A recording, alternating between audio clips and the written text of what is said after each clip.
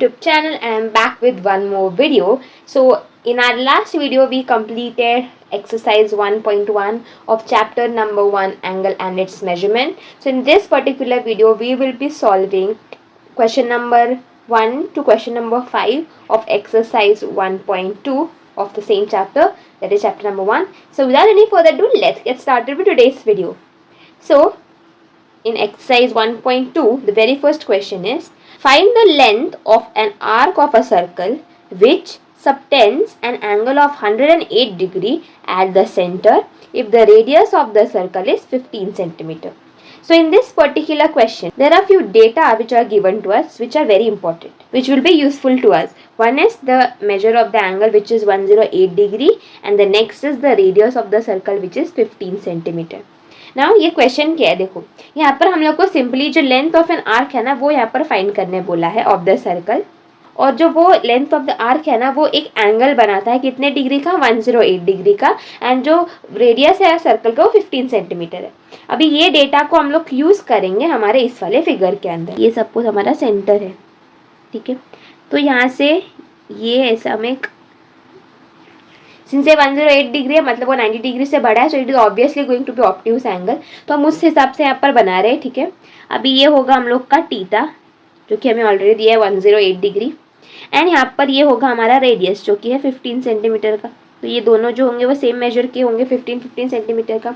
And यहाँ पर length of the arc होता है ना वो ये वाला पार्ट होता है जिसे हम एस से रिप्रेजेंट करते हैं. तो ये वाले पॉइंट से लेके ये वाले पॉइंट तक के बीच में ये जो आर्क फॉर्म हो रहा है ना, ये वाला आर्क, वो होता है हम लोग का लेंथ ऑफ द आर्क, ठीक है. मतलब ये वाला जो आर्क है ना वो ये सिंपल से एक आर्क है, पर अगर हम लोग ने सपोज ये आर्क को ऐसे स्ट्रेच कर दिया और सीधा कर दिया तो ये क्या हो जाएगा, एक स्ट्रेट लाइन बन जाएगा. तो इसका तो हम लेंथ इजीली निकाल सकते हैं ना, तो वैसे उसको इमेजिन करते हैं. तो जो हमारा जो आर्क है ना उसका हम लोग को क्या फाइंड करना होता है, लेंथ, ठीक है. एंड यूजुअली ना हम लोग जो लेंथ ऑफ द आर्क होते हैं उससे एस से रिप्रेजेंट करते हैं. टीटा तो टीटा ही रहेगा एंड रेडियस को आर से, ठीक है. तो अभी हम ऐसे ही यहाँ पर ये हमारे फिगर में फटाफट मैं ड्रॉ कर लेती हूँ. ये होगा टीटा, यहाँ पर हम आर लिखेंगे, ये भी आर ये भी आर, ठीक है. अभी हम लोग सॉल्यूशन स्टार्ट करते हैं. पहले हम लोग यहाँ पर क्या लिखेंगे ना, लेट क्या लेंगे, R S theta be the radius, length of the arc and the angle subtended at the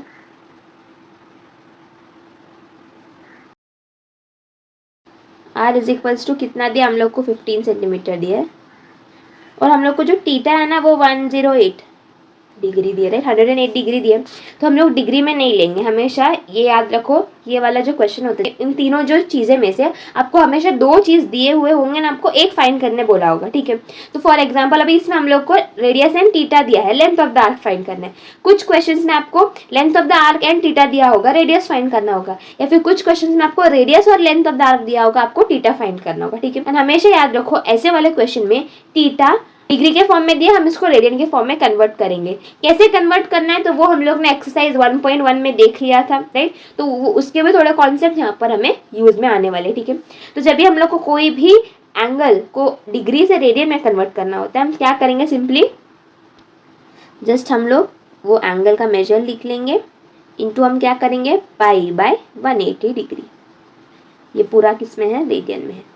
इसको हम सॉल्व करेंगे तो हमें क्या मिलेगा, 3 पाई बाई 5 रेडियन, ठीक है. तो ये हम लोग का फिलहाल अभी हमारा टीटा कौन सा है, ये वाला जो है ना वो अभी हमारा फिलहाल के लिए टीटा है, ठीक है. तो जब हम सॉल्व करेंगे इसमें तभी हम लोग इसी को कंसिडर करेंगे, ठीक है.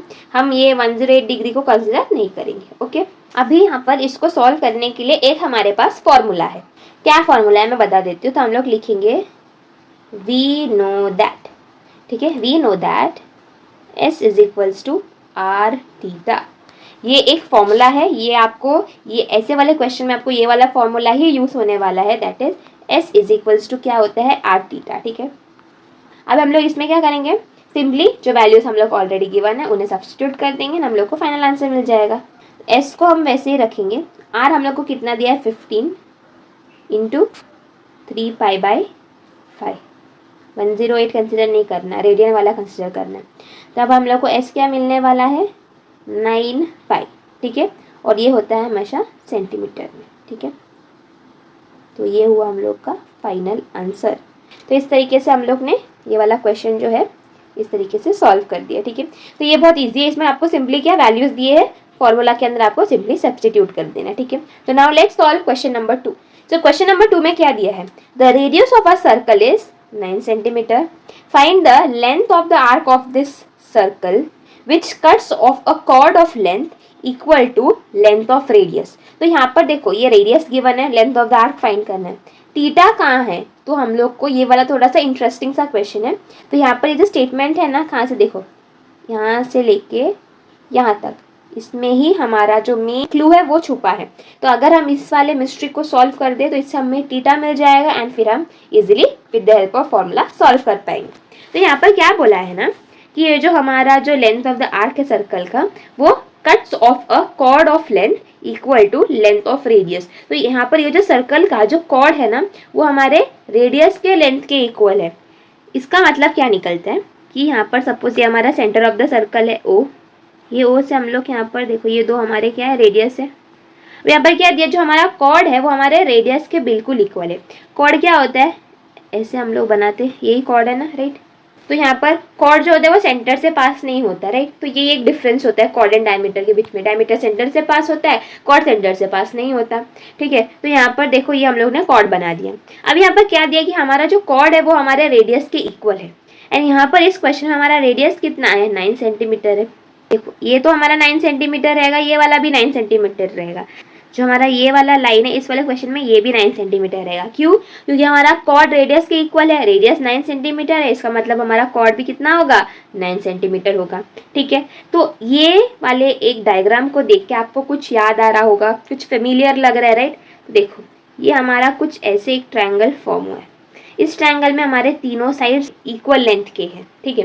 तो जब भी एक ट्रायंगल के अंदर where all the 3 sides of a triangle are equal then that triangle is an equilateral triangle, ठीक है। तो ये हमारा जो ट्रायंगल है, सपोज हम इसे नाम दे देते हैं, ये हो गया ए, ये हो गया बी और ओ। तो ट्रायंगल हमारा जो है ए ओ बी, तो ये एक इक्विलैटरल ट्रायंगल है। सो इसके अंदर ना एक प्रॉपर्टी होती है कि जो सारे के सारे एंगल्स है ना वो 60 डिग्री के होते हैं। इस वाले केस में ये जो तीनों एंगल्स फॉर्म हो रहे हैं ना, angle A, angle O and angle B, वो तीनों भी कितने डिग्री के हैं, 60 डिग्री के। थीटा मिल गया, राइट। तो अभी हम लोग इजीली सॉल्व कर सकते हैं, तो चलो करते हैं। तो हम लोग ने इसमें ये फर्स्ट स्टेटमेंट लिख दिया, अभी हम लोग आगे का सॉल्व करते हैं। तो हम लोग को गिवन में पहला क्या दिया है, r is equals to 9 centimetre दिया है, ठीक है। उसके बाद हम लोग ने देखा अभी जो लेंथ ऑफ कॉर्ड है, कॉर्ड कौन सा, A B is equal to radius, बराबर। ये हम लोग को क्या ऑलरेडी गिवन है क्वेश्चन में, राइट। ये कंडीशन हम लोग को गिवन था, इसके लिए देयरफॉर जो length of chord A B है that is equals to 9 centimetre. लिखेंगे दैट इज ओ ए जो है which is equals to O B जो है which is equals to A B जो है, ये तीनों साइड्स का मेजर कितना है, 9 सेंटीमीटर। हम लोग ने ये वाला पार्ट टैकल कर दिया, अभी हम बात करते हैं थीटा के बारे में। देयरफॉर इससे हम लोग का क्या चीज़ इम्प्लाई होता है कि जो हमारा ट्रायंगल है ओ ए बी या फिर ए ओ बी, जो भी लेना है वो ले सकते हो, इज एन कौन सा ट्रायंगल, इक्विलैटरल ट्रायंगल, ठीक है। इससे हम लोग ने ये कंक्लूजन निकाल लिया कि ये जो हमारा ट्रायंगल सिंस उसके तीनों साइड्स इक्वल मेजर के हैं तो ये हमारा इक्विलैटरल ट्रायंगल है, राइट। तो जब भी हमारा ट्रायंगल इक्विलैटरल होगा तभी जो हमारा एंगल होते हैं तीनों वो होते हैं हमारे 60 डिग्री। पर यहाँ पर हम लोग को ना सिर्फ ये वाला एंगल चाहिए, हम एक ही एंगल चाहिए, राइट, ये वाला एंगल। तो हम लोग वही एंगल का मेजर यहाँ पर लिखे, that is angle A O B is equals to 60 degree. 60 degree radian में कितना होता है, π/3 रेडियन होता है, राइट। अभी हम लोग सिंपलेस्ट चीज़ करेंगे, that is we know that सब डेटा हमारे पास है, अभी हमें सिर्फ सब्स्टिट्यूट करना है किसमें, s is equals to R theta में। s फाइंड करना है, r दिया है ऑलरेडी 9, थीटा है हमारा π/3, तो s कितना हो जाएगा, 3 पाई सेंटीमीटर। अभी हम लोगों ने क्वेश्चन नंबर 2 भी सॉल्व कर दिया है। Now let's solve question number 3। देखो क्वेश्चन नंबर 3 में क्या दिया है, find the angle in degree subtended at the center of a circle by an arc whose length is 15 centimeter if the radius of the circle is 25 centimetre. इस वाले question में हमें length of the arc दिया है, radius दिया है, हम लोग को यहाँ पर टीटा फाइंड करना है एंड दैट टू टीटा हम लोग को डिग्री में फाइंड करना है, ठीक है। हम लोग यहाँ पर रेडियन में नहीं डिग्री में फाइंड करना है, ठीक है। ये हमारा सर्कल है बराबर, ये हो गया उसका सेंटर। अभी इसमें एक्चुअली ना फिगर की ज़रूरत नहीं है, पर फिर भी मैं आपको समझाने के लिए यहाँ पर ड्रॉ कर रही हूँ, ठीक है। तो यहाँ पर देखो ये हमारा सेंटर हो गया। सेंटर में सपोज अभी हम लोग को पता नहीं है हमारा टीटा कितना है, हम लोग एक रैंडमली एक मेजरमेंट लेंगे, थोड़ा सा ऐसे होगा, ठीक है। अभी ये वाला जो पार्ट है हमारा वो क्या है, हम लोग का एस है, that is length of the arc. ये दोनों है हमारे आर, दैट इज रेडियस, और ये रहा हमारा टीटा। तो अभी हम लोग सॉल्यूशन लिखते हैं। देखो ये वाला स्टेटमेंट सेम ही रहेगा बराबर, आगे वाला स्टेटमेंट लिखते हैं। इस वाले क्वेश्चन में हम लोग को एस गिवन है, दैट इज 15 सेंटीमीटर, एंड हम लोग को आर गिवन है, that is 25 centimetre. We know that, formula लेंगे, S is equals to R theta. S हम लोग को गिवन है, therefore 15 is equals to R भी हम लोग को गिवन है, that is 25 into theta. Theta को हम यहाँ ही रखते हैं, हम ये 25 को उस साइड लेके जाते तो हो जाएगा 15/25, ठीक है। That will be equal to 3/5। अभी ये हम लोग को रेडियन के फॉर्म में मिला है, तो जब हमें रेडियन को डिग्री के फॉर्म में कन्वर्ट करना होता है तभी हम इसको वैसे ही कॉपी डाउन करेंगे, तभी हम उसे 180/π से मल्टीप्लाई कर देंगे। Therefore theta will be equals to 3 into 36/π, that is equals to 108/π। ये है डिग्री के फॉर्म में, ठीक है। अब हम लोग यहाँ पर पाई का वैल्यू सब्स्टिट्यूट करके हम लोग सॉल्व कर सकते हैं, पर हम इसे और कॉम्प्लिकेटेड नहीं करेंगे, सिंपली हम इतना भी रखेंगे तो उतना भी काफ़ी है। तो हम लोग को यहाँ पर टीटा का वैल्यू मिल चुका है, हम लोग को वही फाइंड करना था। हम लोग को यहाँ पर एंगल का मेजर फाइंड करने बोला था, हम लोग को यहाँ पर एंगल का मेजर भी आ गया। अभी हम यहाँ पर हमारा फाइनल स्टेटमेंट लिख सकते हैं, therefore the angle subtended at the centre of the circle is 108/π degree, ठीक है। तो हम लोगों ने थर्ड क्वेश्चन भी सॉल्व कर दिया है। Now let's solve question number 4। Question number 4 थोड़ा सा अलग है, चलो देखते हैं क्या है। A pendulum of length 14 centimetre oscillates through an angle of 18 degree, find the length of its path. तो यहाँ पर ना ये जो लेंथ दिया हुआ है वो हमारा लेंथ ऑफ द आर्क नहीं है, यहाँ पर हम इसे एज रेडियस कंसिडर करेंगे। सपोज यहाँ पर ये हमारा एक पेंडुलम है, तो यहाँ पर देखो इनिशियली पेंडुलम ऐसे, मतलब पेंडुलम का एक साइड तो ऐसे स्टिफ रहेगा, दूसरा वाला जो है वो ऐसे ऑसिलेट कर रहा है। ये रहे इसके बॉब, ठीक है बराबर। यहाँ पर लेंथ ऑफ द पेंडुलम दिया, लेंथ ऑफ द पेंडुलम मतलब ये वाला पार्ट, क्या ये वाला part length of the arc है? नहीं, वो क्या है हमारा रेडियस। यहाँ पर हमारा रेडियस कितना है 14 सेंटीमीटर, ये भी 14 सेंटीमीटर है। कौन सा वाला पार्ट? ये वाला पार्ट। हाँ, ये हमारा क्या है लेंथ ऑफ द पेंडुलम का स्ट्रिंग है, ठीक है। तो यहाँ पर हम लोग को लेंथ ऑफ द पेंडुलम कितना दिया था 14 सेंटीमीटर, तो हम लोग ने वो लिखा। अभी ये ऑसिलेट करता है एंड वो एक पाथ क्रिएट कर रहा है, तो उसका जो पाथ है वो ये है, ठीक है। वो ये पाथ क्रिएट कर रहा है एंड ये पाथ को क्रिएट करने के लिए उसने कितने का एंगल बनाया है 18 डिग्री का, ठीक है। ये पाथ जब भी वो ऑसिलेट कर रहा था तभी उसने एक पाथ क्रिएट किया है एंड उस पाथ का एंगल कितना है 18 डिग्री है। देखो वो यहाँ से इनिशियली स्टार्ट किया और वो यहाँ पर जाके पहुंचा, तो ये कितना है 18 डिग्री का। अभी हम लोग को length of the path find करना है। अभी हम इसको नेमिंग दे देते, तो ये होगा ए, ये होगा बी, यहाँ पर ये सेंटर होगा ओ और ये हमारा एस है, राइट। तो यहाँ पर हम लिखेंगे let A B the path traced by the pendulum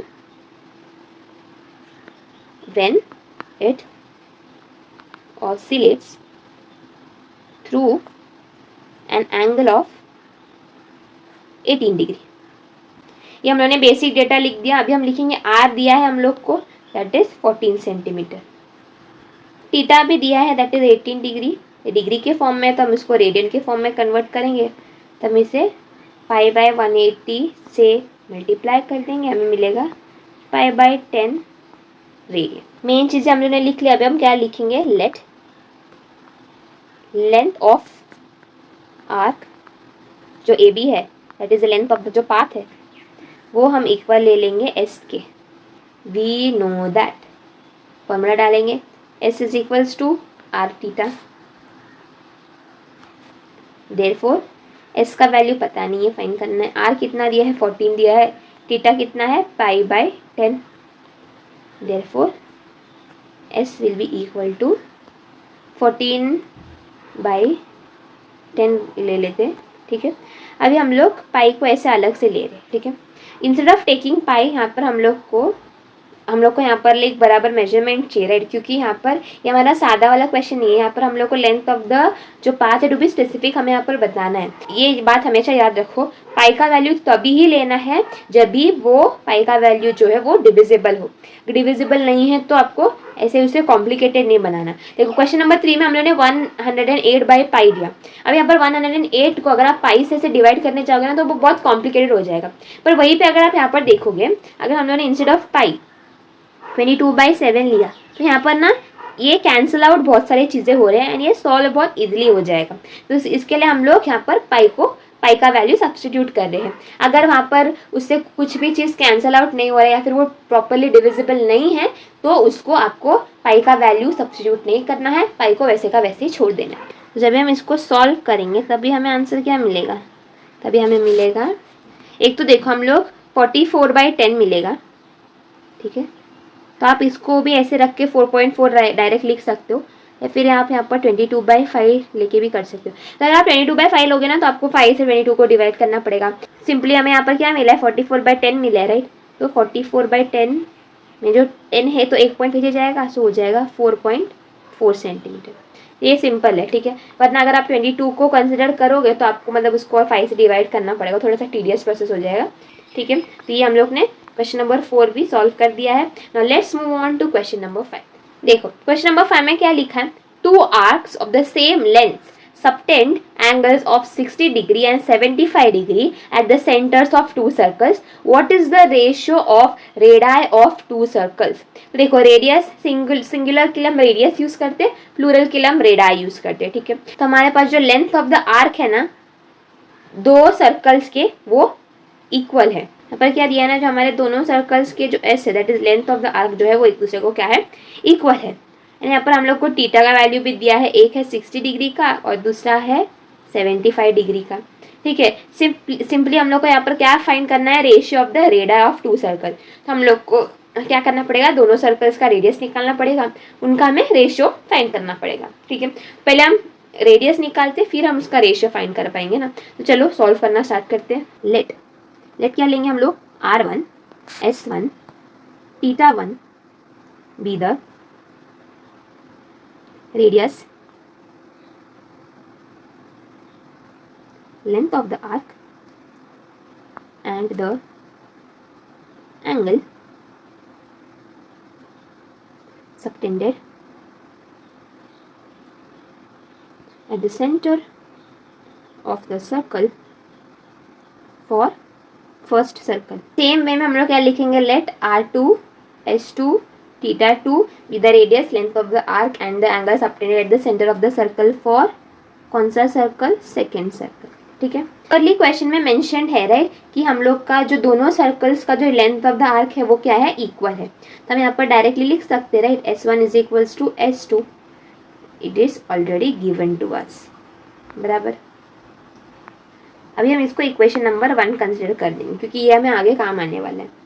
और हम लोग को और क्या दिया है कि θ1 का वैल्यू कितना दिया है, 60 डिग्री दिया है एंड हम लोग को θ2 का जो वैल्यू है वो 75 डिग्री दिया है। अभी देखो यहाँ पर आप डायरेक्टली 60 डिग्री और 70 डिग्री क्वेश्चन में यूज़ कर सकते हो या फिर आप इसे रेडियन के फॉर्म में भी कन्वर्ट कर सकते हो। अभी इस वाले क्वेश्चन में ना अगर आप रेडियन के फॉर्म में कन्वर्ट नहीं भी करोगे ना तभी भी अगर आप डायरेक्टली ये एंगल्स को यूज़ करके क्वेश्चन सॉल्व करोगे ना तभी भी आपको आंसर आ जाएगा, बिकॉज यहाँ पर हमें रेशियो फाइंड करना है। तो अगर आप उसको होल एंगल को थीटा के फॉर्म में लो या आप रेडियन के फॉर्म में लो, दोनों का वैल्यू तो सेम ही होता है ना। तो वी नो दैट हम लोग को ये वाला फॉर्मूला पता है क्या, S is equals to R theta, बराबर।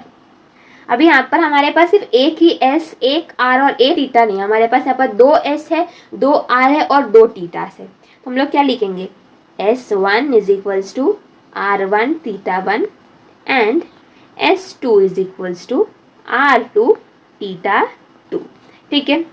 तो यहाँ पर हम लोग ने ऑलरेडी इक्वेशन नंबर 1 में क्या लिखा था कि हमारा जो S1 है वो हमारे S2 के इक्वल है, यहाँ पर हम लोग ने लिखा है ना। तो ये चीज़ हम लोग को यहाँ पर काम में आने वाला है। तभी हम लोग यहाँ पर क्या लिखेंगे ना, since S1 is equals to S2 therefore इन दोनों का वैल्यू भी एक दूसरे को इक्वल रहेगा, तो R1 theta 1 will be equal to R2 theta 2, बराबर। हम लोग यहाँ पर वैल्यू सब्स्टिट्यूट कर देते हैं। R1 का वैल्यू हमें फाइंड करना है, तो हम उसको वैसे का वैसे ही रखते हैं। देखो R1 इधर रखा, R2 को हम लोग यहाँ पर वो मल्टीप्लाई हो रहा है, तो यहाँ पर वो क्या हो जाएगा, डिवाइड हो जाएगा, इक्वल टू थीटा 2 उधर ही है। थीटा 1 का अगर हम वहाँ पर लेके जाएंगे तो क्या हो जाएगा, वो डिवाइड हो जाएगा, थीटा 1 लिख दिया। For R1 by R2 equals to theta का वैल्यू क्या है, थीटा 2 का वैल्यू यहाँ पर क्या है 75 बाय थीटा 1 का वैल्यू क्या है 60, कितना आएगा 5/4। ठीक है, हम लोगों ने ऐसे इजीली सॉल्व कर दिया। तो हम लोग यहाँ पर फाइनली क्या लिख सकते हैं, therefore R1 is to R2 is equals to 5:4। ये होगा हमारा फाइनल स्टेटमेंट। अभी हम लोग ने यहाँ पर देखो डायरेक्टली थीटा का वैल्यू डाल के सॉल्व किया। अभी मैं आपको रेडियन के वैल्यू को भी सब्स्टिट्यूट करके दिखाती हूँ, जिससे आपको ये समझ में आ जाएगा कि दोनों में से कोई भी आप सब्स्टिट्यूट करो, आपको आंसर राइट ही आने वाला है। ठीक है, अभी हम लोग रेडियन का वैल्यू लिखते, तो देखो R1 बाई R2, जब भी हम 75 डिग्री को सॉल्व करेंगे ना, हमें क्या मिलने वाला है मालूम है, 5π/12 अपॉन 60 डिग्री क्या हो जाएगा π/3। तो हम इसको क्या करेंगे ना, सिंपली 5π/12 को लिख देंगे। ये देखो जब भी डिवीजन जब भी मल्टीप्लिकेशन में कन्वर्ट होता है, तभी जब भी हमारा जो डिनोमिनेटर होता है ना उसका रेसिप्रोकल हो जाता है, तो ये क्या हो जाएगा 3/π। ओके, तो यहाँ से पाई कैंसिल हो जाएगा, तो ये 1 सा ये हो जाएगा 4 सा, क्या मिला आंसर 5/4। दोनों में भी सेम ही आंसर है, तो आप इससे सॉल्व करो या फिर इससे सॉल्व करो, दोनों में आपको आंसर सेम ही आने वाला है। तो यहाँ पर मैं लिख देती हूँ और, तो आप ये वाला मेथड भी कर सकते हो, ये वाला मेथड भी कर सकते हो। ठीक है, पर ये वाला ईजी है, आपको यहाँ पर रेडियन फाइंड करने की जरूरत ही नहीं पड़ेगी। इसमें आपको रेडियन का वैल्यू चाहिए होगा, इसमें आप डायरेक्टली एंगल डाल सकते हो, measure of the angle substitute करो, आंसर आपको मिल जाएगा। ठीक है, ओके गाइस, तो इसी के साथ हम लोग ने हमारा जो क्वेश्चन नंबर 5 है वो भी कंप्लीट कर दिया है। अभी मैंने सोचा था कि मैं ये वाले वीडियो में 5 क्वेश्चंस कराऊंगी, नेक्स्ट वीडियो में 5 क्वेश्चंस कराऊंगी, क्योंकि ये वाला एक्सरसाइज में 10 क्वेश्चंस है। मैंने इस तरीके से इसको डिवाइड किया कि इसमें 5 उसमें 5। ठीक है, तो अभी हम लोगों ने ये वाले वीडियो में जो 5 क्वेश्चंस किए हैं वो ईजी वाले क्वेश्चन है। ठीक है, इसमें आपको सिंपली जो हमारा फॉर्मूला है उसमें आपको गिवन वैल्यूज को सब्स्टिट्यूट करना था। अभी जो क्वेश्चन नंबर 6 से क्वेश्चन नंबर 10 में जो क्वेश्चन है ना, वो थोड़े से इससे अलग है। आपको डायरेक्टली फॉर्मूला में वैल्यू सब्स्टिट्यूट नहीं करना है, इसमें थोड़ा आपको चीजें ढूंढना पड़ेगा, पर वो इतने भी डिफिकल्ट नहीं है, डरो मत, वो भी हो जाएंगे। ठीक है, आपको एक बार कॉन्सेप्ट समझ में आ गया तो आप वो क्वेश्चंस भी अटेम्प्ट कर पाओगे। ठीक है, एक बात कि ये वाले वीडियो के बाद जो एक्सरसाइज 1.2 जब भी खत्म हो जाएगा ना, इस चैप्टर में 2 ही एक्सरसाइज है, तो 1.2 के बाद हम मिसलेनियस भी सॉल्व करेंगे। उसके बाद मैंने आपको लास्ट वीडियो में प्रॉमिस किया था कि हम लोग क्लॉक रीजनिंग का ट्रिक वाला जो वीडियो है वो भी मैं लाऊंगी, तो वो पक्का ही आने वाला है। तो आपको फर्स्ट लाइन में देखते हैं, जो आपको ये वाला चैप्टर के रिलेटेड सब कॉन्सेप्ट्स क्लियर हो जाएंगे ना, आपको कोई भी डाउट नहीं रहेगा। तो I really hope you enjoy watching this video. If you really did so, don't forget to hit the like button, share this video and subscribe to my channel. Click on the bell icon to get notified whenever I will upload my latest brand new video.